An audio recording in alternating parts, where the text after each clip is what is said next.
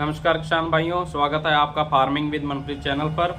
किसान भाइयों, आज जो हमारा चर्चा का विषय है, आज चर्चा का विषय हमारा फिप्रोनिल जीआर जो ग्रेनुल फॉर्म में आता है। तो आज हम गन्ने में अगर इसका प्रयोग करते हैं तो इसमें कितनी मात्रा हम लें, कितनी डोज लें और प्लस किन कीटों को ये हमारे रोकथाम करेगा।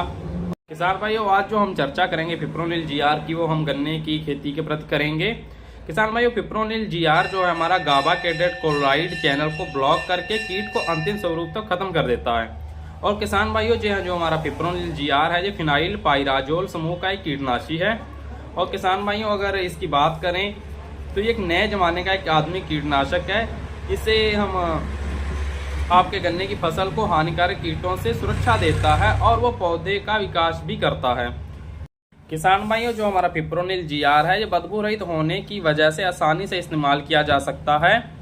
किसान भाइयों, अगर इसके प्रयोग की विधि की हम बात करें तो कंसुआ, जिसे हम तना छेदक कहते हैं, जड़ छेदक गन्ने की फसल को काफी हद तक नुकसान पहुंचाते हैं।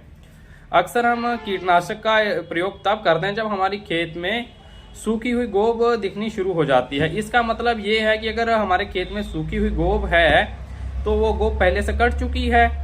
खेत में ऐसी काफी गोब होती हैं जो कटी हुई होती हैं, परंतु अब भी वो हरी हमें दिखाई देती हैं।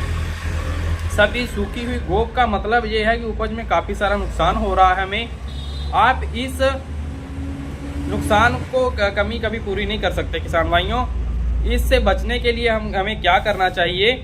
हमें जब हम गन्ने की बुआई करते हैं तो हमें जड़ पर, जब हम बुआई करेंगे तो हमें जड़ पर इसकी जो 0.6% फिप्रोनिल है हमारी जीआर लेवल की, उसकी 4 किलोग्राम मात्रा और प्लस 0.3% जीआर फिप्रोनिल जो हमारी है उसकी 10 किलोग्राम मात्रा हम प्रति एकड़ के हिसाब से हम इसमें अपने उर्वरक जो खाद है उसके साथ हमें प्रयोग कर लेना चाहिए। अब उसके साथ में हमें सावधानियां क्या बरतनी किसान भाइयों? जो हमारे फिप्रोनिल जीआर के जो दाने होते हैं वो काफ़ी महीन छोटे छोटे होते हैं और हमारे जो खाद के दाने होते हैं वो काफ़ी बड़े होते हैं। जब इनका हम प्रयोग आपस में एक मिक्सचर को मिलाते हैं तो तब तो हम अच्छी तरीके से मिला लेते हैं, लेकिन जब इसका प्रयोग करते हैं, प्रयोग करते टाइम होता क्या है, जो फिप्रोनिल जीआर के दाने होते हैं वो नीचे चले जाते हैं, झोली से नीचे निचली सतह पर चले जाते हैं और हम ऊपर से उर्वरक को डालते रहते हैं।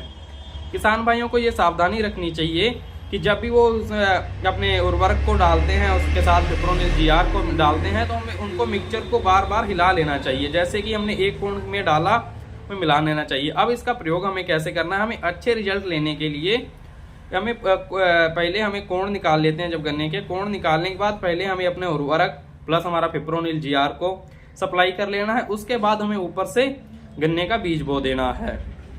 किसान भाइयों, हमें अच्छा रिजल्ट लेने के लिए हमारे खेत में उचित नमी का होना बहुत ही जरूरी है और उसके बाद हमारे खेत में नमी खत्म नहीं होनी चाहिए। जैसे हमें हमारे खेत में परमानेंट नमी बनी रहनी चाहिए। इससे हमारे क्या होगा, गन्ने में लगने वाले जड़ पर, जैसे जड़ छेदक है, दीमक है, तना छेदक है, ये कंसुआ जिसे हम कहते हैं, ये बीमारियां हमारे बहुत कम आती हैं।